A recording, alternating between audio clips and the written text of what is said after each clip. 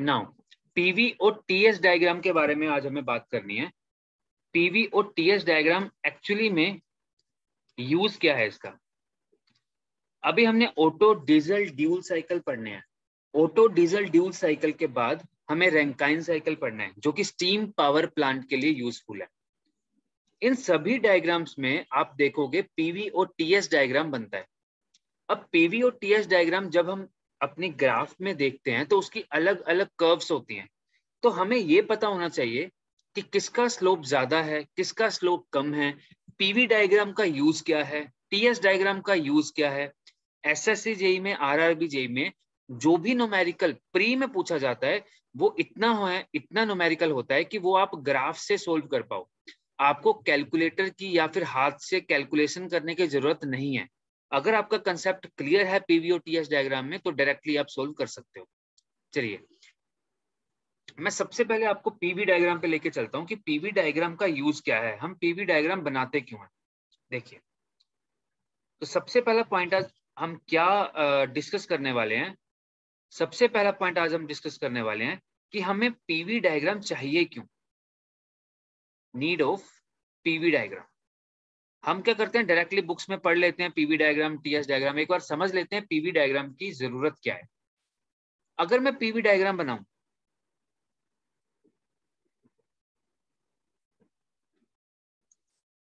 ये पी और we diagram. अच्छा, आप सभी स्टूडेंट पहले मेरे को ये बताओ कि अगर मैं आपसे कार्नोट साइकिल के बारे में बात करूं, क्या कार्नोट साइकिल सभी स्टूडेंट को पता है क्या होता है? यस। अच्छा, कार्नोट साइकिल में जिसको नहीं पता कोई दिक्कत नहीं है। कार्नोट साइकिल में देखो सबसे पहला स्टेप क्या होता है, कंप्रेशन का होता है। कौन सी कंप्रेशन होती है? आइसेंट्रोपिक। यस। ठीक है, तो सबसे पहला अगर आइसेंट्रोपिक कंप्रेशन है तो आइसेंट्रोपिक की कर्व कुछ ऐसे होगी। ये कर्व बनाई क्यों जाती है वो मैं अभी डिस्कस कर रहा हूँ। जस्ट मैं बता रहा हूँ पीवी डायग्राम की जरूरत क्या है। अगर 1 से 2 आपका आइसेंट्रोपिक कंप्रेशन है, ओके, 2 से 3 क्या होता है? कोई बताएगा? 2 आइसो से isothermal isothermal heat addition. Isothermal heat addition, heat very good. Addition. Isothermal heat addition. 3 से 4 में दोबारा से क्या होगा? Isentropic expansion expansion, isentropic isotropic expansion. और isothermal heat exhaust. Rejection. Isothermal दोबारा से, वेरी गुड, बहुत बढ़िया। जिस बच्चे को कार्नोट के बारे में नहीं पता है कोई दिक्कत नहीं है, मैं आपको कार्नोट साइकिल जब समझाऊंगा तब मैं पीवी डायग्राम ये बनी कैसे तब समझाऊंगा। अभी जस्ट मैं पीवी डायग्राम का यूज क्या है उसके लिए आपको बता रहा हूं। अब 1 से 2 होता है हमारा आइसेंट्रोपिक इन नेचर, जो कि कंप्रेशन होता है। 2 से 3 में आप हीट को ऐड करते हो जिसको क्यू इन बोला जाता है, और ये होता है किस पे? आइसोथर्मल पे, आइसोथर्मल पे। 3 से 4 फिर से एंट्रोपी कांस्टेंट होता है क्योंकि ये आइसेंट्रोपिक इन नेचर होता है, ये एक्सपेंशन होता है। और 4 से 1 दोबारा से क्या होगा? 4 से 1 दोबारा से हीट रिजेक्शन होगी, जो कि आइसोथर्मल इन नेचर है। अगर यहाँ पे जैसे आप आंसर दे देते हो उसके बाद माइक जरूर ऑफ कर लो सभी स्टूडेंट। एक स्टूडेंट का माइक ऑन है वो ऑफ कर लेगा। अगर मैं टीएस डायग्राम की बात करूं तो कार्नोट की टीएस डायग्राम कैसे बनती है? बहुत इजी है। कार्नोट की TS diagram just PV diagram को से देख के बना लो। सबसे पहला पॉइंट यहाँ पे कहीं आएगा। 1 से 2 में हुआ क्या है? कंप्रेशन हुई है आइसेंट्रोपिक। आइसेंट्रोपिक का मतलब है एस कांस्टेंट। एस कांस्टेंट की लाइन बिल्कुल स्ट्रेट बनेगी, तो ये ऐसा कुछ 1 से 2 चला जाएगा। अब कंप्रेशन हुआ है तो टेम्परेचर इंक्रीज करेगा, इसलिए ये अपवर्ड डायरेक्शन में गया है। 2 से 3 में क्या है? टेम्परेचर कांस्टेंट पे हीट एडिशन हुई है, तो 2 से 3 टेम्परेचर कांस्टेंट पे हीट एडिशन दिखाएंगे।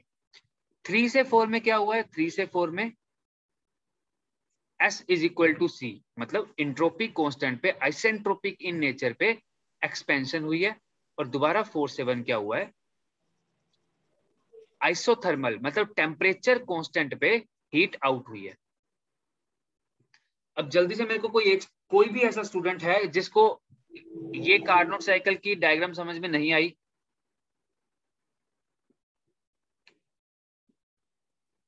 ठीक है, अब देखते हैं पीवी डायग्राम का यूज क्या है। देखो, जब भी मैं auto cycle, diesel cycle, dual cycle, Rankine cycle, कोई भी साइकिल पढ़ाऊंगा उसमें पीवी और टीएस का मैक्सिमम यूज करेंगे। अब देखिए, मैं आपसे पूछूं कि आपके पास एक इंजन था, ये इंजन था आपके पास। अब ये ऑटो साइकिल भी हो सकता है, डीजल साइकिल भी हो सकता है। अगर स्पार्क प्लग लगा है तो ऑटो साइकिल है, अगर इंजेक्टर लगा है तो डीजल साइकिल है जिसमें हमें स्प्रे करनी होती है। अब इस पूरे इंजन को हम पढ़ते क्यों हैं? क्योंकि हमें अपनी गाड़ी को रन करवाना है, मैकेनिकल एनर्जी देनी है। तो मैं आपसे पूछूं इसकी एफिशिएंसी क्या होगी, तो आप बोलोगे सर जो भी मेरे को आउटपुट मिली और जो मैंने इनपुट दिया वो इसकी एफिशिएंसी होगी। अच्छा, मैं आपसे पूछूं आउटपुट क्या मिला आपको, आप बोलोगे सर जो भी इसका वर्क डन होगा। और मैं आपसे पूछूं इनपुट क्या दिया आपने, तो आप बोलोगे सर जो मैंने डीजल यूज किया, जो मैंने पेट्रोल यूज किया। किस लिए यूज किया? क्योंकि कंबसन हो पाए, उसके अंदर कंबसन हो पाए, तो मतलब हीट इनपुट आपने दिया है। तो जो भी आप हीट इनपुट दोगे, अगर इसका रेशो आपके पास है तो आप उस इंजन की एफिशिएंसी निकाल सकते हो। चलिए, बहुत बढ़िया बात है। अगर मैं इस वर्क डन की बात करूं, मैं सिंपल 12th लेवल की बात करता हूं, तो वर्क डन क्या होता है? वर्क डन क्या होता है आपको पता है? जो भी आप फोर्स लगाते हो इनटू डिस्टेंस, ये आपका वर्क डन होगा। फोर्स इनटू डिस्टेंस क्या होगा? Work done. अब फोर्स क्या होता है? फोर्स क्या होता है? मैंने आपको उस दिन बिल्कुल 3D व्यू में दिखाया था कि पिस्टन का जो ऊपर का हिस्सा है, अगर इसको ऊपर से देखोगे, टॉप व्यू देखोगे, तो कुछ ऐसा दिखेगा। इसमें हर एक पॉइंट पे क्या होता है? हर एक पॉइंट पे प्रेशर एक्ट करता है, हर एक पॉइंट पे प्रेशर एक्ट करता है, और ये प्रेशर पूरे एरिया के ऊपर एक्ट करेगा। इसीलिए क्या बोला जाता है? फोर्स जो है वो प्रेशर इनटू एरिया होता है। फोर्स को मैंने प्रेशर इनटू एरिया लिख दिया। अब यहां पे देखो, ये पिस्टन जब अपवर्ड डायरेक्शन में जाएगा और ये पिस्टन जब डाउनवर्ड डायरेक्शन में जाएगा, तो जब अपवर्ड डायरेक्शन में जाएगा तो टॉप डेड सेंटर यहां पे होगा, और जब डाउनवर्ड डायरेक्शन में जाएगा तो बॉटम डेड सेंटर यहां पे होगा। अब एक्चुअली में हुआ क्या है? एक्चुअली में देखा जाए तो क्या हुआ है, ध्यान से देखो इधर। मैं यहां से लेकर यहां तक एक डायग्राम यहां पे बना रहा हूं। मैं अगर आपसे पूछूं एक्चुअली में क्या है, ये आपको कंप्यूटर स्क्रीन पे तो 2D दिख रहा है, बट एक्चुअली में ये सिलेंडर इन नेचर है। सिलेंडर है ये एक। क्लियर? ऊपर से देखोगे तो एक सिलेंडर दिखेगा। इसमें हो क्या रहा है? पिस्टन यहां से मूव करना स्टार्ट कर रहा है और यहां तक मूव कर रहा है। इस पिस्टन का ऊपर से एरिया देखोगे क्या आएगा? π/4d² आएगा। ये पूरा एरिया क्या आएगा? π/4d²। अगर ये गोल एरिया है और इसने ये पर्टिकुलर डिस्टेंस ट्रेवल किया है एक स्ट्रोक में, दूसरे स्ट्रोक में ऐसे ट्रेवल किया है, तो क्या एरिया, ये एरिया और ये डिस्टेंस मिलकर एक सिलेंडर का वॉल्यूम बना देगा? यस और नो?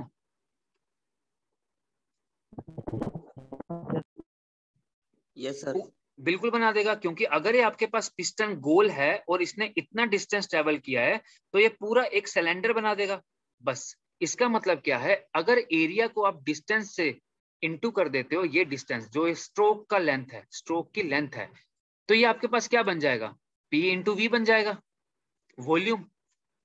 अब P इंटू वी एक्चुअल में क्या है? आपका वर्क डन। इसका मतलब है अगर आप प्रेशर और वॉल्यूम इन दोनों का ग्राफ बना लेते हो तो आपके पास क्या आ सकता है? वर्क डन आ सकता है।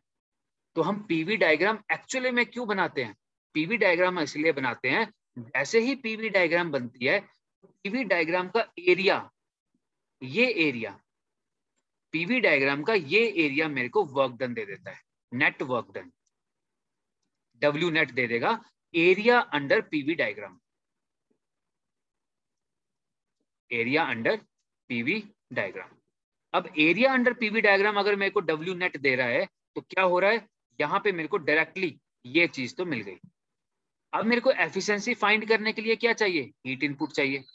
मैं आपसे पूछूं इंट्रोपी क्या होता है, अगर किसी को नहीं पता तो मैं उसको छोटी सी बात बता देता हूं इंट्रोपी के बारे में।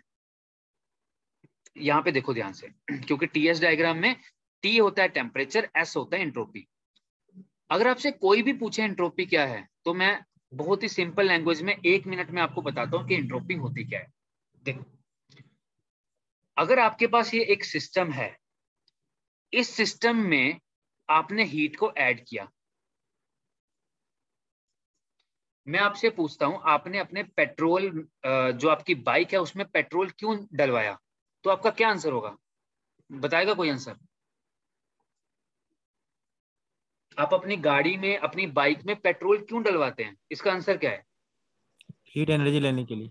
हीट एनर्जी लेने के लिए। अच्छा, वो हीट एनर्जी किस लिए यूज करते हो? अपने टायर, मैकेनिकल। अपने टायर को मैकेनिकली रिवॉल्व करने के लिए।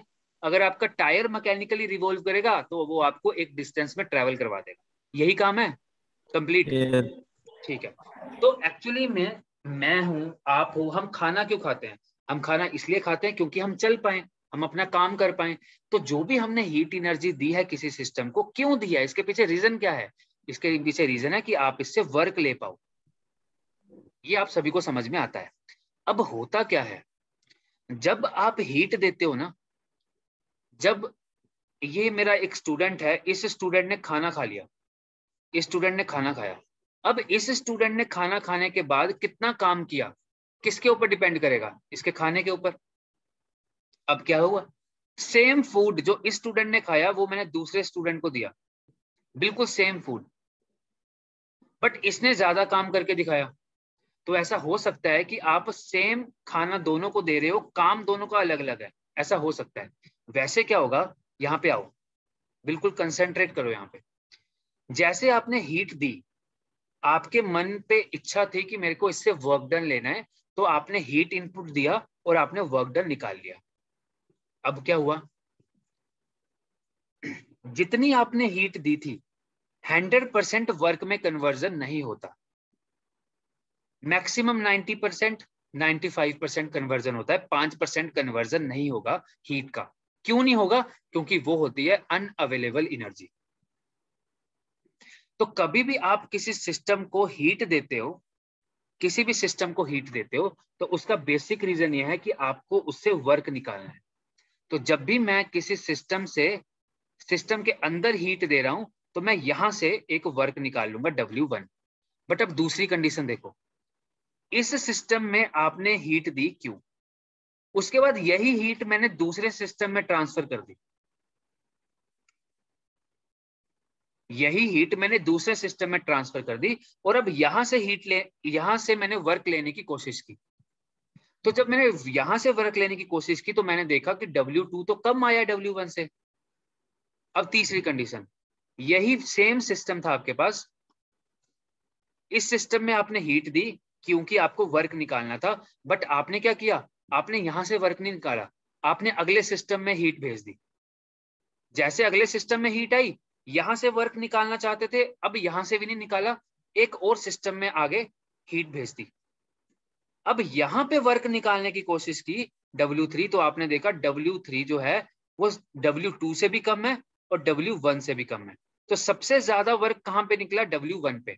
इसका मतलब है जब भी आप हीट ट्रांसफर करते हो तो इंट्रोपी बढ़ जाती है, और इंट्रोपी बढ़ने का मतलब है कि अवेलेबल एनर्जी कम हो जाएगी। आपने थर्मोडायनेमिक फर्स्ट लॉ में पढ़ा होगा, delta Q is equal to delta W, पढ़ा है ये? यस। इसका मतलब क्या है? थर्मोडायनेमिक फर्स्ट लॉ बोलता है कि जो भी हीट, अगर आपका एक साइक्लिक प्रोसेस है, अगर साइक्लिक प्रोसेस है, तो जो भी हीट आप लोगे वो वर्क के बराबर होगा। थर्मोडायनेमिक फर्स्ट लॉ ने बोला। वो तो सेकंड लॉ ने हमें बताया कि जब भी आप हीट देते हो तो वो इंटरनल एनर्जी और वर्क डन में टूटती है। But first law of thermodynamics बोलता है जब भी साइक्लिक इन नेचर होगा तो डेल्टा Q डेल्टा W के बराबर होगा। तो देखो होता क्या है, ये मैंने किस लिए बताया कि जब भी आप हीट देते हो आपको वर्क उसी सिस्टम से निकाल लेना चाहिए, बट आप क्या करते हो, हीट को आगे भेज देते हो। जब भी हीट का ट्रांसफर होता है तो इंट्रोपी बढ़ जाती है, और इंट्रोपी बढ़ने का मतलब है वर्क डन कम मिलेगा आपको। तो इसका मतलब आप इंट्रोपी को एक विलन की तरह मान सकते हो। जिस सिस्टम में जितनी ज्यादा इंट्रोपी होगी उसमें क्या होगा, वर्क निकालने की क्षमता उतनी कम हो जाएगी। हो गया क्लियर व्हाट इज एंट्रोपी फिलहाल के लिए? यस और नो? Hello sir. हाँ जी। हाँ सर, बोल रहा हूँ, अभिषेक बोल रहा हूँ सर। हाँ बोलिए। एंट्रोपी कैसे कैसे कम, मतलब कैसे कम करे हाँ जस्ट मैंने सिस्टम? आज पीवी और टीएस डायग्राम आपको समझाना है, तो जस्ट इंट्रोपी का एक छोटा सा इंट्रोडक्शन आपको दे रहा हूँ।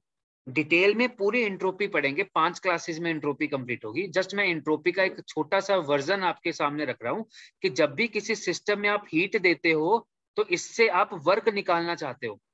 अगर आपने 100% हीट दी तो 100% वर्क नहीं निकाल सकते। क्यों नहीं निकाल सकते? क्योंकि कुछ ना कुछ हीट रिजेक्ट होगी Q2। जो वर्क निकलता है वो 90% या 92% ही निकलेगा। तो पूरी की पूरी हीट आप वर्क में कन्वर्ट नहीं कर सकते। अच्छा, अगर आप किसी सिस्टम से हीट को ट्रांसफर कर रहे हो, एक सिस्टम से दूसरे सिस्टम, दूसरे सिस्टम से तीसरे सिस्टम में, तब यहां से जब वर्क निकालोगे तो और कम मिलेगा। और कम वर्क इसलिए मिलेगा क्योंकि एंट्रोपी बढ़ चुकी होगी। एंट्रोपी बढ़ने का मतलब हो गया कि जो वर्क प्रोड्यूसिंग टेंडेंसी थी वो कम हो जाएगी। क्लियर? अभी फिलहाल इतना समझते हैं और टीएस डायग्राम पे दोबारा आते हैं, टॉपिक से डाइवर्ट नहीं होते हैं। ठीक है, जितना मैंने इंट्रोपी के बारे में आपको बताया इतना इनफ है। अब देखो, जब मैं देखता हूं टीएस इंट्रोपी, तो मैं बोलता हूं इंट्रोपी का चेंज इन इंट्रोपी होती क्या है कि आपने जो हीट ली वो किस टेम्परेचर से ली है, जो आपने हीट ली वो किस टेम्परेचर से ली है, उससे डीएस का पता लगता है। तो डी क्यू क्या हुआ? टीडीएस हुआ। डी क्यू क्या हुआ? टीडीएस। क्लियर? अब यहां पे देखो डी क्यू क्या है, यह है हीट। अब अगर आपको अपने सिस्टम में यह पता करना है कि हीट मैंने कितनी ली या कितनी सराउंडिंग को दी, तो डी क्यू पता करने के लिए आपके पास टी और डी एस, मतलब टेम्परेचर और इंट्रोपी के बीच में ग्राफ होना चाहिए। कहने का मतलब यह है, अगर आपको हीट के बारे में पता करना है तो टीएस डायग्राम में पता करेंगे। तो एरिया, जो ये एरिया आपको दिख रहा है, ये एरिया क्या बताएगा? Net Q. नेट क्यू बताएगा। देखो, तो इसका मतलब आपको दो बातें तो समझ में आ गई कि अगर पीवी डायग्राम का एरिया आप कैलकुलेट करते हो तो वर्क डन निकल जाता है, और जब टीएस डायग्राम का एरिया कैलकुलेट करते हो तो क्यू नेट निकल जाता है। आप क्या बोलोगे? 2 से 3 में, मेरे साथ देखो, यहाँ पे 2 से लेकर 3 में हुआ क्या है? हीट ऐड हुई है। हीट ऐड हुई है तो आपने एक अपने माइंड में फॉर्मूला लगा लिया कि area under TS diagram gives heat. Area under TS diagram gives heat. अब क्या है, 2 से 3 में अगर एरिया अंडर देखो तो क्या होगा? यहां से लेकर बिल्कुल नीचे तक ये पूरा, तो ये पूरा एरिया क्या दिखा रहा है आपको? ये दिखा रहा है आपने कितने हीट दी है सिस्टम को। और एरिया अंडर 1/4 मतलब ये वाला एरिया, ये एरिया क्या दिखा रहा है कि आपने कितनी सिस्टम से हीट सराउंडिंग में दी। और ये वाला एरिया ऊपर वाला क्या दिखा रहा था कि आपने सिस्टम में कितनी हीट दी। तो जो बीच का एरिया बच गया, ये वाला एरिया, ये एरिया बच गया, इसको बोलते हैं क्यू नेट।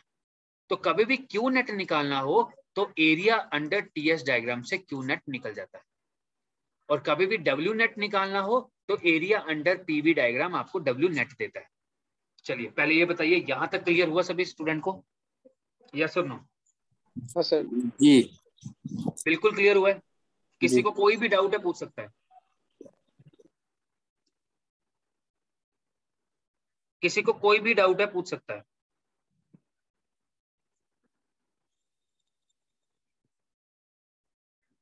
बिल्कुल क्रिस्टल क्लियर चाहिए ये बात, क्योंकि ये बहुत इंपॉर्टेंट बात है। अगर ये सर बात आप, हाँ हाँ बोलिए बोलिए। इंट्रोपी के बारे में आगे पढ़ना है कि नहीं? इंट्रोपी तो 5-6 क्लासेस में होंगी आपकी। मैं जस्ट ठीक आपको है, पीवी और टीएस डायग्राम के बारे में बता रहा हूँ। ठीक ठीक है ना? कोई डाउट किसी को? बोलिए बोलिए। इंट्रोपी जितना ही बढ़े, इंट्रोपी जितना ही बढ़े उतना ही तो रगड़न कम होता जाएगा। हाँ देखो, जब आप टीएस डायग्राम को ध्यान से देखोगे ना, आपने जब टीएस डायग्राम कार्नोट की बनाई तो इसमें किया क्या था आपने? टीएस डायग्राम में जब आपने कार्नोट की डायग्राम बनाई तो आपने कुछ ऐसी डायग्राम बनाई, तो आपने देखा होगा होते हो क्या रहा है। देखो यहाँ पे मेरे साथ देखो तो समझ में आएगा। इस टीएस डायग्राम में जब मैंने 1 से 2 देखा तो 1 से 2 में क्या हुआ, 1 से 2 में आपने कंप्रेशन किया, कंप्रेशन करने पे टेम्परेचर बढ़ गया। अब यहाँ पे देखो क्यू इन हो रही है, मतलब आपने सिस्टम के अंदर आपने हीट को ऐड किया। अब देखो ये आपके पास सिस्टम है, इस सिस्टम से हीट बाहर निकालते हो तो एंट्रोपी कम होती है, और इस सिस्टम के अंदर हीट डाल रहे हो तो एंट्रोपी ज्यादा होगी। अभी हमने देखा ना, क्या देखा कि यहां से यहां हीट ट्रांसफर हुई तो इसकी एंट्रोपी बढ़ गई, यहां से यहां हीट ट्रांसफर हुई तो इसकी एंट्रोपी और ज्यादा बढ़ गई। तो जब भी हीट ऐड करते हैं तो एंट्रोपी बढ़ती है, और जब भी हीट रिजेक्ट करते हैं तो एंट्रोपी कम हो जाती है। क्लियर? अब देखो क्यू इन में क्या होता है, ये एरो मैंने ऐसा क्यों लगाया था, क्योंकि जब आपने यहां से हीट ऐड करना स्टार्ट किया तो एंट्रोपी बढ़ती हुई दिखानी है आपको। देखो ऐसे इधर बढ़ रहा है, तो जब भी हीट ऐड होती है तो एंट्रोपी बढ़ती हुई दिखाओगे। बट 4 से 1 में क्या है, 4 से 1 में हीट रिजेक्ट हो रही है, क्यू आउट। और यहाँ पे क्या हो रहा है, यहाँ पे आप इस डायरेक्शन में जा रहे हो, मतलब एंट्रोपी कम दिखा रहे हो आप। एंट्रोपी कम इसलिए दिखा रहे हो क्योंकि आपने सिस्टम से अब क्यू को रिजेक्ट कर दिया है। तो जब भी हीट डालोगे तो एंट्रोपी बढ़ेगी, और जब भी हीट बाहर निकालोगे तो एंट्रोपी कम होगी। अच्छा, आप अब क्या करोगे, जब आप कभी कभी एमसीक्यूज पढ़ोगे डिफरेंट डिफरेंट बुक से, आप देखोगे बहुत से बच्चे कंफ्यूज होते हैं। उसमें कभी कभी लाइन लिखी होती है कि area under TS diagram gives you work. Area under TS diagram gives you work. जब ये लाइन स्टूडेंट पढ़ता है वो बोलता है ये लाइन तो गलत लिखी है, क्योंकि सर ने तो बताया था कि एरिया अंडर टीएस डायग्राम हमें क्या देता है, हीट देता है, और एरिया अंडर पीवी डायग्राम हमें वर्क देता है। तो यहाँ पे तो ये गलत दिया है, यहाँ पे तो गलत दिया है कि टीएस डायग्राम वर्क देता है, बट एक्चुअली में ये भी लाइन सही है। क्यों सही है वो देखते हैं। यहां तक किसी को डाउट है, पहले बताओ।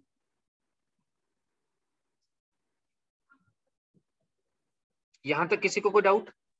सर पीवी डायग्राम का एरिया कैसे निकालेंगे? एरिया क्या है, अब जैसे इसका एरिया कैसे निकालोगे, इसका एरिया सपोज आपको ये टेम्परेचर दिया हुआ है समथिंग, ये भी टेम्परेचर दिया है। अब रेक्टेंगल का एरिया कैसे निकालोगे आप, लेंथ इनटू ब्रेड्थ। और अगर आपको कोई कर्व दिया है तो इस कर्व का एरिया कैसे निकालोगे, वो इंटीग्रेशन से निकलेगा। अब जब मैं इसके न्यूमेरिकल करवाऊंगा आपको, तब आपको बिल्कुल क्लियरली समझ में आ जाएगा। जब आप इंटीग्रेशन करोगे फ्रॉम V1 टू V2, वहां से एरिया निकाल लोगे। एरिया निकालना बहुत ईजी है, उसके लिए आप टेंशन मत लो, वो जब मैं न्यूमेरिकल करवाऊंगा तब आपको बिल्कुल क्लियर कर दूंगा। अभी बस टीएस और पीवी डायग्राम पे रहते हैं, ये क्लियर करना है मेरे को आज आपका। और कोई डाउट किसी को? चलिए देखो, अब मैं आपको ये लाइन समझाना चाहता हूं कि जब आप एमसीक्यूज में पढ़ोगे, खुरमी में पढ़ोगे, या अलग अलग वेबसाइट्स पे पढ़ोगे, तो वहां पे लिखा होता है area under TS diagram gives you work. Actually में ये भी लाइन सही लिखी है। क्यों सही लिखी है देखते हैं।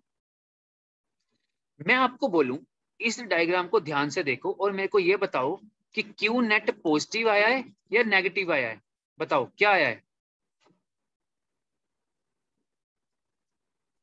पॉजिटिव। पॉजिटिव।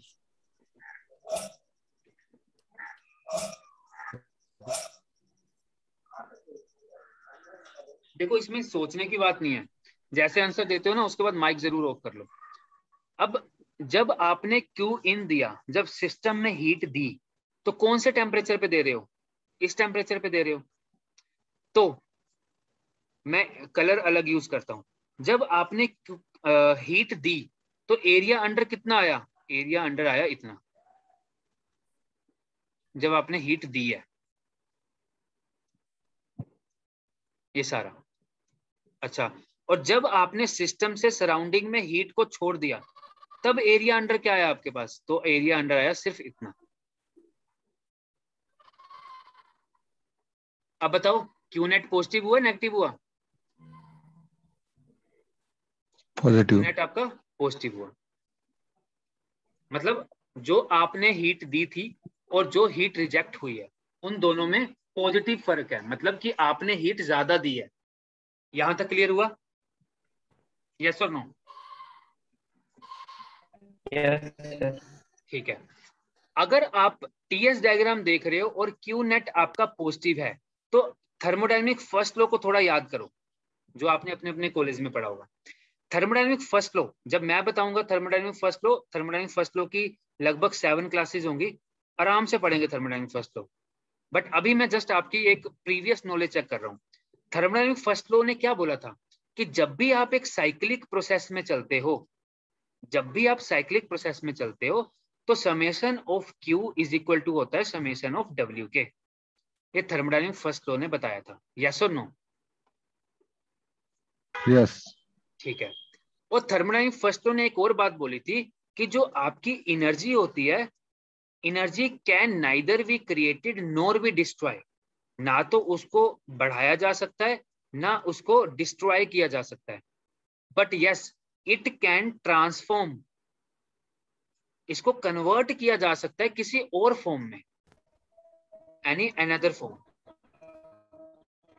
कहने का मतलब है, माइक ऑफ कर लो जिसका भी होना है। थर्मोडायनेमिक फर्स्ट लॉ ने बोला है energy can neither be created nor be destroy, but yes it can convert from one form to another form. आप एनर्जी को ना तो पैदा कर सकते हो, ना आप उसको डिस्ट्रॉय कर सकते हो। आप क्या कर सकते हो? आप एनर्जी को एक फॉर्म से दूसरी फॉर्म में ट्रांसफॉर्म कर सकते हो। अच्छा, अगर थर्मोडायनेमिक फर्स्ट लॉ बोलता है ये, और मैंने इस टीएस डायग्राम में देखा कि डेल्टा क्यू मेरा पॉजिटिव है, तो आप बताओ अगर क्यू पॉजिटिव है तो जो सिस्टम में आपने क्यू डाला वो किसी ना किसी फॉर्म में तो बाहर आएगा या नहीं आएगा? क्योंकि एनर्जी डिस्ट्रॉय नहीं की जा सकती, आपको इसको किसी और फॉर्म में कन्वर्ट करना ही पड़ेगा। तो जब भी आप क्यू इन कर देते हो और क्यू नेट आपका पॉजिटिव आता है, तो ये पूरा का पूरा क्यू जो है वो डब्ल्यू में कन्वर्ट हो जाता है।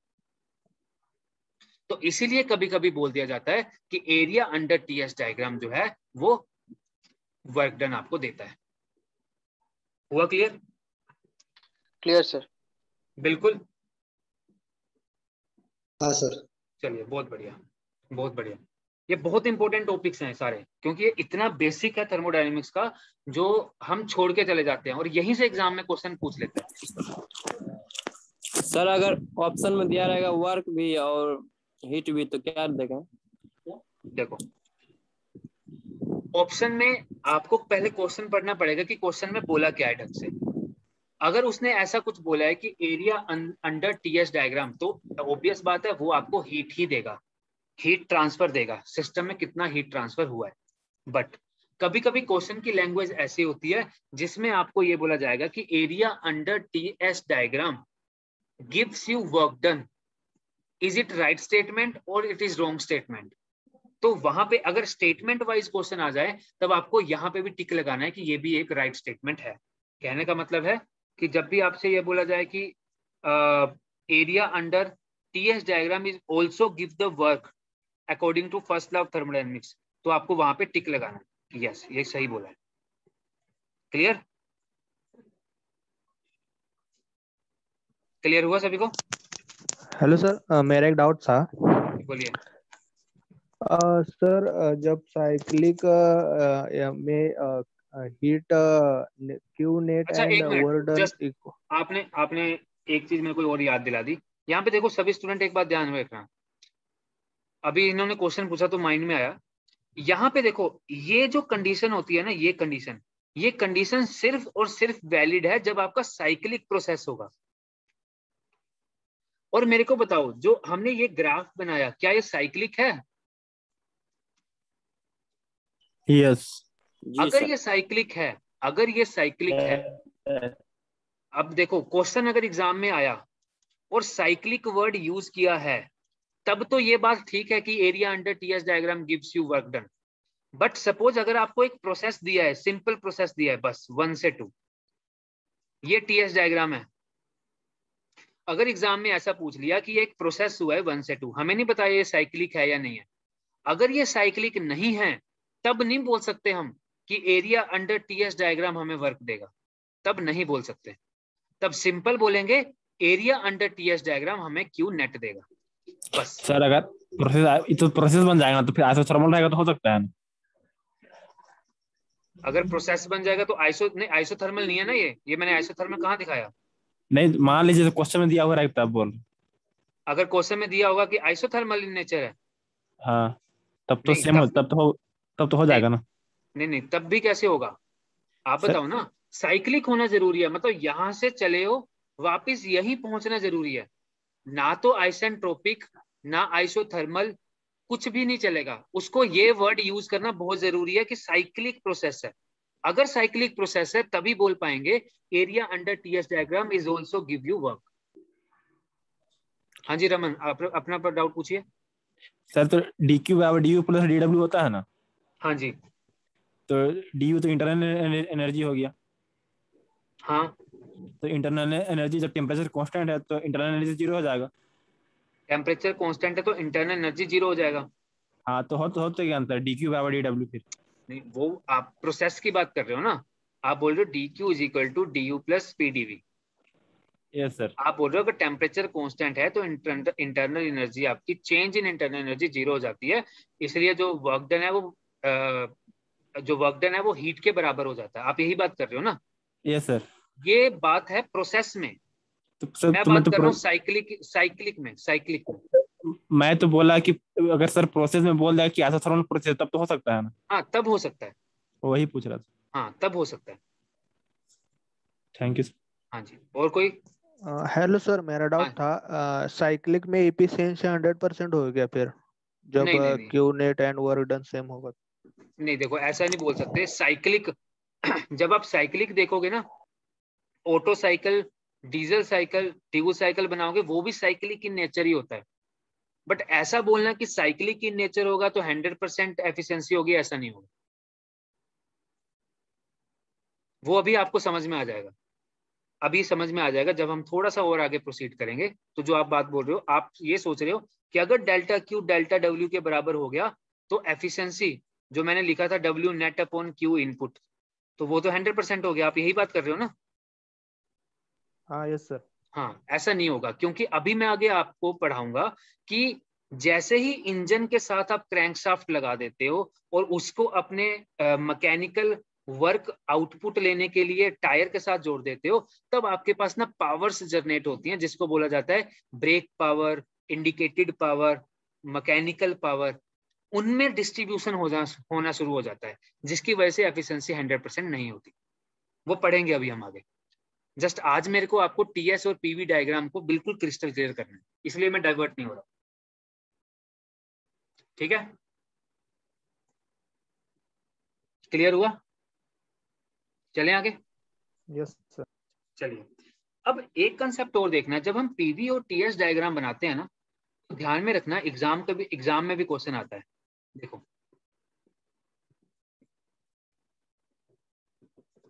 जब मैं पीवी और टीएस डायग्राम बनाऊंगा तो पीवी और टीएस डायग्राम में कभी कभी आपको टेम्परेचर कांस्टेंट की लाइन बनानी पड़ेगी, कभी कभी आपको एंट्रोपी कांस्टेंट की लाइन बनानी पड़ेगी। मतलब कभी कभी आपको आइसोथर्मल की लाइन बनानी पड़ेगी और कभी कभी आपको आइसेंट्रोपिक की लाइन बनानी पड़ेगी। अब इनके स्लोप अलग अलग होते हैं। अब वो स्लोप कैसे होते हैं वो हमें देखना है, बस वही, ये मेन टॉपिक है आज की क्लास का। देखो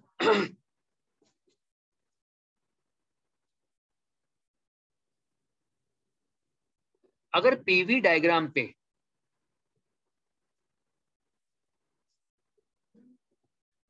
नेक्स्ट पेज में बताता हूं आपको।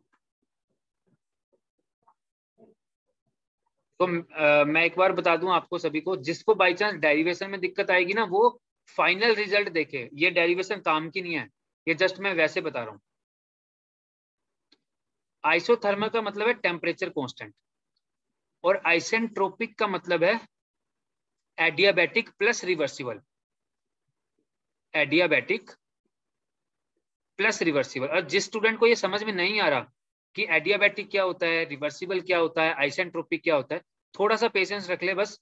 जब आपकी बिल्कुल थर्मोडायनेमिक्स में आप रेगुलर बैच में आ जाओगे तब मैं बिल्कुल बेसिक से स्टार्ट करूंगा सब कुछ, ठीक है। अभी बस आप पीवीटीएस डायग्राम पे टिके रहो। अब मैं आपसे पूछूं, आइसेंट्रोपिक है तो PV is equal to NRT होता है, तो टी तो कांस्टेंट है, तो आप PV is equal to C लिख सकते हो, यस और नो? लिख सकते हो बिल्कुल। अगर आप PV is equal to C लिख सकते हो तो सिंपल भी बात है कि पीवी इज इक्वल टू सी है, अगर ये वाई एक्सिस है, ये एक्स एक्सिस है। क्या आप सभी को पता है कि अगर कभी भी आपको स्लोप निकालना हो, तो उसको dy बाई डी एक्स बोलते हैं, यस और no?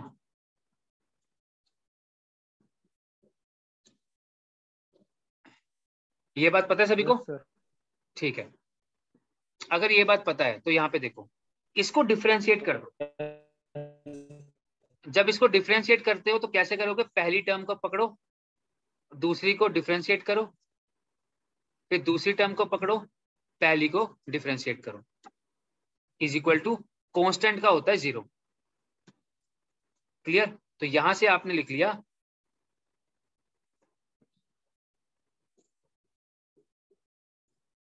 P DV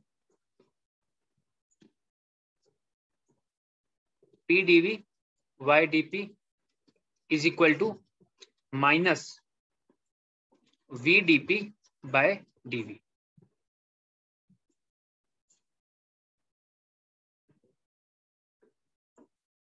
just a minute, इसको थोड़ा सा मैं रफ करता हूं।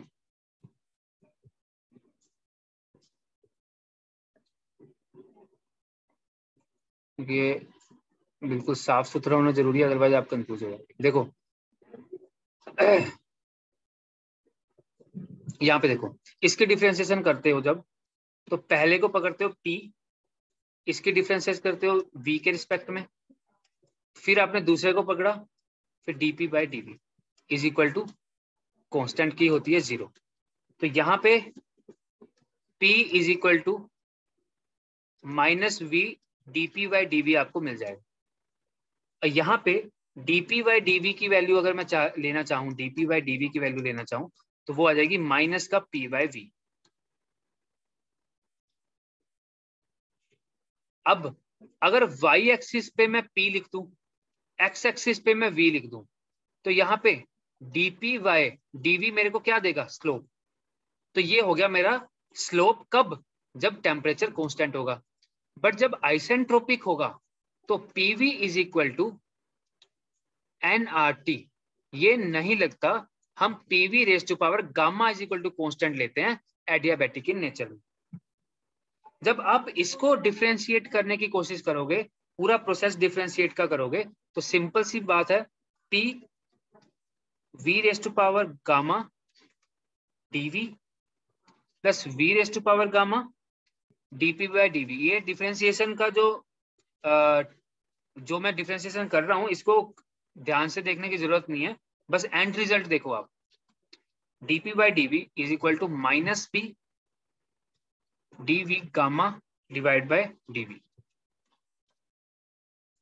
और यहां से फाइनली आपके पास आ जाएगा dp by dv is equal to minus p gamma v gamma minus 1 divide by v gamma, और यहां से फाइनली आपके पास आ जाएगा minus p gamma v raise to power minus का, और यहां से फाइनल रिजल्ट आपके पास है dp by dv is equal to minus gamma p by v। ये फाइनल रिजल्ट आपको ध्यान में, माइनस का 1 होगा ना? माइनस का 1, सॉरी, ठीक है। यहाँ पे देखो, ये टेम्परेचर कांस्टेंट पे स्लोप थी, ये एंट्रोपी कांस्टेंट पे स्लोप है, मतलब एडियाबैटिक प्लस रिवर्सिबल पे।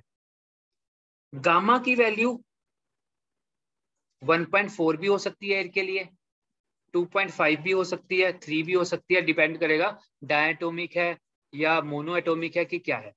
अब गामा की वैल्यू कुछ ना कुछ होगी, तो अगर मैं यहाँ पे स्लोप को कंपेयर करूं तो मैं बोल सकता हूं कि एडियाबैटिक जो कर्व होगी उसकी स्लोप गामा टाइम ज्यादा है आइसोथर्मल स्लोप से, क्योंकि यहां भी माइनस है, यहां भी माइनस है, यहां भी पी वाई बी है, यहां भी पी वाई बी है, बस यहाँ पे एक्स्ट्रा टर्म क्या है? गामा।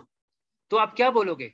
आप बोलोगे कि सर आइसेंट्रोपिक में या एडियाबैटिक में जो स्लोप होती है वो गामा टाइम ज्यादा होती है आइसोथर्मल से। बात समझ में आ गई? यस और नो? जल्दी से बता देंगे नहीं तो आगे बढ़े। Sir yes sir. हाँ जी। माइनस साइन क्या इंडिकेट करता है? माइनस साइन इंडिकेट करता है कि आपकी स्लोप ऐसी बनेगी या ऐसी बनेगी। आप अभी माइनस साइन की तरफ मत जाओ, मैं बस स्लोप की बात कर रहा हूँ। ठीक। स्लोप देखो पी वाई वी, और यहाँ पे भी पी वाई वी, और यहाँ पे जस्ट एक गामा वर्ड ज्यादा है। इसका मतलब यह हुआ कि डीपी बाई डीवी जब आप एडियाबैटिक की कर्व बनाओगे तो गामा टाइम ज्यादा स्लोप रखोगे एज कंपेयर टू आइसोथर्मल। तो इसीलिए होता क्या है, अगर पीवी डायग्राम पे आपको टेम्परेचर कांस्टेंट की और एडियाबैटिक की कर्व बनानी है तो कैसी बनाओगे? देखो मैं बोलूं आइसोथर्मल की बनाओ तो आइसोथर्मल की कुछ ऐसी बनाओगे, ठीक है। इसकी स्लोप क्या हुई? इसकी स्लोप हुई ये, ठीक है। और कभी मैं आपको बोलूं एडियाबैटिक की कर्व बनाओ तो उसका स्लोप ज्यादा रखो, ऐसा कुछ, ठीक है। इसका स्लोप बहुत ज्यादा होगा, ठीक है। तो कभी भी एडियाबैटिक बनाओगे तो उसका स्लोप ज्यादा रखना है, और कभी भी आइसोथर्मल बनाओगे तो उसका स्लोप कम रखना है। ये हमेशा दिमाग में रखना कि slope of adiabatic is gamma time that of isothermal. तो इसीलिए स्लोप एडियाबैटिक की ज्यादा होती है और आइसोथर्मल की स्लोप छोटी होती है। अगर आपको ये कंसेप्ट समझ में आ गया तो सिर्फ एक बार जो अभी हमने पीवी डायग्राम बनाया, जो हमने पीवी और टीएस डायग्राम बनाया, किसका? जो कार्नोट का अभी पीवी और टीएस डायग्राम बनाया, तो उसको एक बार दोबारा बनाओ मेरे साथ। तो देखो कैसा बनाओगे। अब आपको बातें समझ में आनी शुरू हो जाएंगी।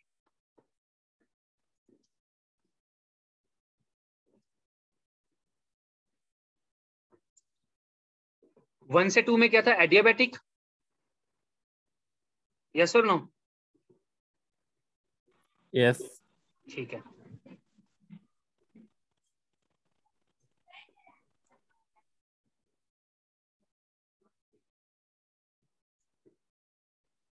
ये आ गया वन से टू।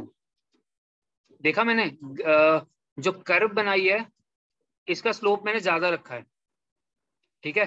अब बताओ टू से थ्री क्या था? आइसोथर्मल। आइसोथर्मल।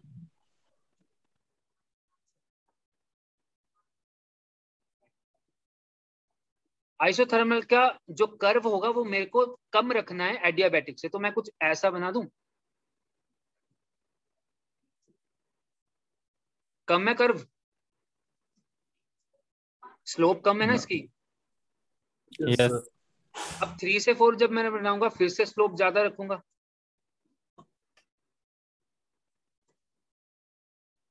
और 4 से 1 दोबारा बनाऊंगा तो स्लोप फिर से आइसोथर्मल की आएगी। ये स्लोप और ये स्लोप सेम रखना आप, बिल्कुल, ठीक है। तो एक्चुअली में ऐसा डायग्राम बनता है। और जब आप मेंस का पेपर लिखते हो ना, एसएससी जेई का या अपने स्टेट लेवल जेई का मेंस लिखोगे, तो उसमें बहुत जरूरी होती है कि आपकी जो कर्व है वो बिल्कुल सही बने, ताकि एग्जामिनर को समझ में आए कि स्टूडेंट को आता है। तो देखो इसकी कर्व ज्यादा बनानी है और इसकी कर्व छोटी बनानी है। ये बहुत इंपॉर्टेंट बात है। बिल्कुल क्लियर हो गया ये बात? हाँ सर जी। आगे चलें।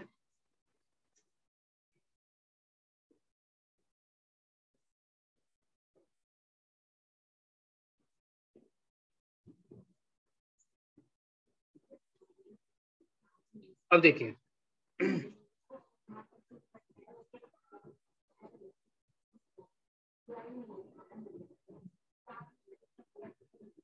अब मैंने आपको ये तो समझा दिया। अभी भी आप अपनी कॉपी में पीवी डायग्राम बनाने की कोशिश करोगे तो हमेशा क्या करोगे? एडियाबैटिक की स्लोप ज्यादा रखोगे,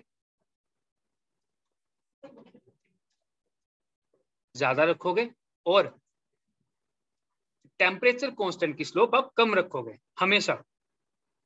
अब आपको ये बात कभी नहीं भूलेगी। बट अगर मैं आपको बात करूं टीएस डायग्राम में, टीएस डायग्राम में आपकी प्रेशर कांस्टेंट की लाइन और वॉल्यूम कांस्टेंट की लाइन किसकी स्लोप ज्यादा होगी, अगर आपसे ये एग्जाम में मेंस में पूछ लिया गया तो बहुत सिंपल सी बात है। मैं सिर्फ एक प्रेशर कांस्टेंट की करवा देता हूं, वॉल्यूम कांस्टेंट आप खुद कर लोगे। देखो, जब मैं आपको ना थर्मोडायनेमिक्स की लगभग 20 या 25 क्लासेस दे चुका हूँ, तब आपको एक टीडीएस इक्वेशन दिखेगी, जिसने तो अपनी कॉलेज लाइफ में पढ़ा है वो देख ले, जिसको नहीं पता है कोई दिक्कत नहीं है। ये देखो, एक टीडीएस इक्वेशन होती है ये। और अगर आपको पता है कि इंटरनल एनर्जी होती क्या है, इंटरनल एनर्जी होती है सीवी डीटी। और ऐसे ही क्या होती है, टीडीएस इक्वेशन एक डीएच के साथ भी होती है। क्या कोई ऐसा स्टूडेंट है जिसको ये दोनों इक्वेशन पता थी पहले? Yes sir. वेरी हाँ गुड, पता थी सर। बहुत बढ़िया। ठीक है, जिसको नहीं पता है वो ज्यादा बढ़िया है, क्योंकि जब मैं समझाऊंगा तो वो सबसे पहली बार समझेगा, फिर कंफ्यूजन नहीं रहेगी। तो जिसको नहीं पता है वो होप नहीं हारनी है, बस थोड़ा सा इंतजार करो, बिल्कुल टीडीएस इक्वेशन भी समझाऊंगा आपको। अब देखो, dt बाई ds, इसकी मैं डिफरेंशिएशन वगैरह करके नहीं दिखाऊंगा, जस्ट फाइनल कंक्लूजन दिखा रहा हूं। यहां पे देखो, अगर आपके पास वॉल्यूम कांस्टेंट है या प्रेशर कांस्टेंट है, सॉरी यहाँ पे VDH होता है, DH में यहाँ V और यहाँ P होता है, डीपी। हाँ यहाँ P होता है। इसको याद रखने का तरीका ये है क्योंकि DH होता है CPDT, यहाँ प्रेशर कांस्टेंट पे स्पेसिफिक हीट होती है, तो इसलिए यहाँ पे DP रखना पड़ता है। यहाँ पे स्पेसिफिक होती है वॉल्यूम के साथ, इसलिए यहाँ V रखना पड़ता है। क्लियर? अब देखो, अगर मैं बोलूं प्रेशर कांस्टेंट है तो DP की वैल्यू क्या होगी? 0। 0 होगी। तो आप क्या बोलोगे? TDS is equal to DH, और यस। DH की वैल्यू क्या है? CPDT। सीपीडीटी। अब मैं आपको बोलूं कि DT बाई DS क्या दिखाता है, क्या बोलोगे? TCP. T by CP. D भाई। DT बाई DS क्या दिखाएगा आपको? T by CP. T by CP। और वैसे अगर वॉल्यूम कांस्टेंट होगा तो इसकी ये 0, तो ये पूरा 0। T by CP. अगर ये DT बाई DS की मैं वैल्यू निकालूंगा तो आएगा T बाई सीपी। CP। अब देखो, आपको पता है DT बाई DS का मतलब स्लोप ऑन TS डायग्राम, क्योंकि dy बाई dx क्या बताता है? स्लोप ऑन y और x एक्सिस। वैसे ही टेम्परेचर और एंट्रोपी DT बाई DS का बताता है स्लोप। अच्छा, ये कौन सा स्लोप है? जब वॉल्यूम कांस्टेंट है। ये कौन सा स्लोप है? जब प्रेशर कांस्टेंट है। अब मेरे को बताओ, CP की वैल्यू बड़ी होती है या CV की वैल्यू बड़ी होती है? सीपी की, CP is greater than CP. CP हमेशा बड़ा होता है CV के। जिसको नहीं पता वो मैं अभी बताता हूँ, ये अभी बता देता हूँ कि CP बड़ा क्यों होता है। अगर CP बड़ा होता है, 1 मिनट के लिए मान लो CP बड़ा होता है, तो स्लोप किसका ज्यादा हुआ? देखते हैं। यहाँ पे सीपी देखो, का। प्रेशर कांस्टेंट पे स्लोप ये है। अगर ये टर्म बड़ी है तो ये पूरी टर्म क्या होगी? छोटी छोटी। हो जाएगी। अगर ये पूरी टर्म छोटी हो जाएगी तो इसका मतलब प्रेशर कांस्टेंट का स्लोप क्या होगा? कम होगा। बट अगर मैं वॉल्यूम कांस्टेंट की बात करूं, CV क्या है? छोटा है। अगर CV छोटा है तो ये पूरी टर्म क्या होगी? बड़ी होगी। अगर ये पूरी टर्म बड़ी होगी तो स्लोप किसका ज्यादा होगा? वॉल्यूम कांस्टेंट का। पहले तो ये बताओ, सिर्फ इस बात को छोड़ दो कि CP बड़ा क्यों होता है CV से, वो मैं अभी बताता हूं। इसके अलावा जो ये कंसेप्ट बताया मैंने कि प्रेशर कांस्टेंट की कर्व स्लोप कम होती है as compare to volume constant, ये बात सभी को समझ में आ गई? यस या नो बोल दो जल्दी से। Yes sir. मैं मानता हूं कई स्टूडेंट्स के लिए ये चीजें बहुत टफ हैं क्योंकि उनका बेसिक्स अभी क्लियर नहीं है। बड़े यकीन मानो, ये एक एक टॉपिक को हम पकड़ेंगे क्लास में और एक एक टॉपिक को बिल्कुल निचोड़ के फिर आगे बढ़ेंगे ताकि कोई भी चीज पीछे छूट ना जाए। ठीक है, अभी मैं आपको जल्दी से बता देता हूं कि CP CV से बड़ा क्यों होता है, इसको नहीं पता। CP और CV, अब यहाँ पे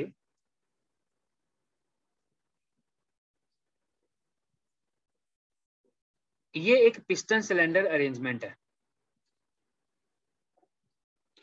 और यहाँ पे मैं लिखता हूं कि जो भी मैं हीट दे रहा हूं वो du प्लस वर्क डन के बराबर है। आई थिंक ये इक्वेशन कभी ना कभी तो देखी होगी हर स्टूडेंट। अच्छा, अगर ये पिस्टन सिलेंडर अरेंजमेंट है और यहाँ पे मैंने हीट को ऐड किया, तो जब मैं हीट को ऐड करूंगा और प्रेशर कांस्टेंट रखना है, और प्रेशर कांस्टेंट रखना है, हीट ऐड कर रहा हूं, प्रेशर कांस्टेंट रखना है, तो क्या करना पड़ेगा मेरे को? देखो, जैसे जैसे मैं हीट ऐड करूंगा इसके अंदर इंटरनल एनर्जी बढ़ जाएगी। अगर इंटरनल एनर्जी बढ़ेगी तो आपस में टकराने की क्षमता भी बढ़ेगी। अगर आपस में टकराने की क्षमता बढ़ी तो प्रेशर राइज कर जाएगा। बट मेरे को क्या करना है? मेरे को तो प्रेशर कांस्टेंट रखना है, क्योंकि सीपी का मतलब है प्रेशर कांस्टेंट। तो कभी भी प्रेशर कांस्टेंट पे हीट एडिशन हो रही है, उस टाइम पे क्या होगा? धीरे धीरे पिस्टन आपका ऊपर की तरफ उठेगा, क्योंकि धीरे धीरे पिस्टन ऊपर की तरफ उठेगा तभी प्रेशर कांस्टेंट रह पाएगा। अगर आपने पिस्टन वहीं का वहीं रख दिया तो प्रेशर तो बढ़ जाएगा। तो जैसे जैसे आप हीट ऐड कर रहे हो वैसे वैसे पिस्टन को धीरे धीरे ऊपर उठाना पड़ेगा। ये बात समझ में आई? Yes sir, no? Yes sir. सभी को समझ में आई है? सभी को समझ में आई है? हाँ सर। ठीक है, तो यहाँ पे मैंने ये बात समझ ली कि कभी भी प्रेशर कांस्टेंट पे हीट एडिशन करनी है तो क्या करना पड़ेगा? जैसे हीट ऐड करूंगा इंटरनल एनर्जी भी बढ़ानी पड़ेगी और पिस्टन को ऊपर भी मूव करवाना पड़ेगा। इसका मतलब कभी भी हीट एडिशन होती है प्रेशर कांस्टेंट पे तो इंटरनल एनर्जी भी बढ़ती है और आपको वर्क डन भी मिलता है। चलिए, अब मैं लेता हूं वॉल्यूम कांस्टेंट की बात। वॉल्यूम कांस्टेंट पे पिस्टन आपका यहाँ पे है। अब वॉल्यूम कांस्टेंट का मतलब है कि जो अंदर का वॉल्यूम है ये ना तो इंक्रीज होना चाहिए ना डिक्रीज होना चाहिए, ना तो इंक्रीज होना चाहिए ना डिक्रीज होना चाहिए। ठीक है, अब क्या होगा? जैसे आपने हीट को ऐड किया, जैसे आपने हीट को ऐड किया तो क्या होगा? यहां पे देखो, अगर वॉल्यूम कांस्टेंट है तो क्या वर्क डन होगा कुछ? नहीं सर। अगर आपका पिस्टन ही ऊपर नहीं उठाए, पिस्टन ऊपर उठाया ही नहीं आपने क्योंकि वॉल्यूम कांस्टेंट है, और मेरे को पता है वर्क डन क्या होता है? पीडीवी। अगर वॉल्यूम कांस्टेंट है तो वर्क डन 0, तो मतलब पिस्टन तो ऊपर उठा ही नहीं है। इसका मतलब है जो भी आप हीट ऐड करोगे उससे आप अपनी इंटरनल एनर्जी को इंक्रीज करोगे। इसका मतलब है जब भी हीट हम ट्रांसफर करते हैं एट कांस्टेंट वॉल्यूम तो सिर्फ और सिर्फ इंटरनल एनर्जी बढ़ती है। तो देखो, जब आप सीपी का मतलब होता है स्पेसिफिक, मतलब पर यूनिट टेम्परेचर राइज करने के लिए कितनी हीट देनी पड़ेगी, उसको बोला जाता है specific heat at constant pressure और specific heat at constant volume. तो यहां पे सीपी अगर लिखा हुआ है आपने, तो जब भी आप कांस्टेंट प्रेशर पे हीट दोगे तो दो चीजें करवाओगे, इंटरनल एनर्जी भी बढ़ाओगे, वर्क डन भी बढ़ाओगे। बट यहाँ पे सिर्फ एक चीज, इंटरनल एनर्जी बढ़ाओगे। तो कौन सी? सीपी ज्यादा बड़ी हुई या सीपी ज्यादा बड़ी हुई? सीपी ज्यादा बड़ी हुई। क्लियर? चलिए, बहुत बढ़िया। आज की क्लास में इतनी रखूंगा। बहुत ही अच्छी क्लास थी आज की और बहुत ही अच्छी कंसेप्ट क्लियर हुए आपके। ठीक है, जो तो लाइव क्लास में थे उन्होंने पूरा फायदा ले लिया है, और जो रिकॉर्डेड सेशन देखेंगे उनको कुछ ना कुछ तो नुकसान होगा क्योंकि वो अपने डाउट नहीं पूछ पाए। ठीक है, चलिए कोई बात नहीं, आप इतनी स्टडी कीजिए। ये बिल्कुल एक बेसिक कंसेप्ट था, इसलिए इसके नोट्स नहीं भेजूंगा कोई भी। और जो मैंने आपको कल आईसी इंजन के नोट्स भेजे हैं वो कंप्लीट आईसी इंजन के नोट्स भेजे हैं। ठीक है, मतलब लगभग आप किसी भी बुक में देखोगे तो उसमें आपको 40 से 50 पेज आईसी इंजन के देखेंगे, बट जो मैंने आपको नोट्स भेजे हैं ये सिर्फ 26 शायद पेजेस के हैं। तो इसमें पूरा आईसी इंजन है। अगर आपने मेरा लेक्चर ले लिया आईसी इंजन के प्लस वो नोट्स पढ़ लिए तो आप कोई भी एमसीक्यू सोल्व कर सकते हो। उसके साथ साथ मैं आपको न्यूमेरिकल भी क्लास में ही करवाऊंगा, न्यूमेरिकल भी क्लास में ही हम प्रैक्टिस करेंगे ताकि न्यूमेरिकल भी कोई छूटे ना हमसे। ठीक है, चलिए, ऑल द वेरी बेस्ट। आप इतनी स्टडी कीजिए और जो आज का लेक्चर हुआ है कोशिश कीजिए एक बार इसको दोबारा रिवाइज करने की। मैं इसकी रिकॉर्डिंग आपको भेज देता हूँ और इसी लेक्चर को एक बार दोबारा जरूर देखना ताकि जो भी आपके माइंड में ना, अगर आपको आज क्लास में लग रहा है कि मेरे को हर एक बात समझ में आ गई है, बट एक्चुअली में ना कुछ बातें आपको समझ में नहीं आई होंगी, बट जब दोबारा लेक्चर देखोगे तो समझ में आ जाएगी। ठीक है, चलिए, ऑल द वेरी बेस्ट, कल मिलते हैं आपसे। Okay, thank you.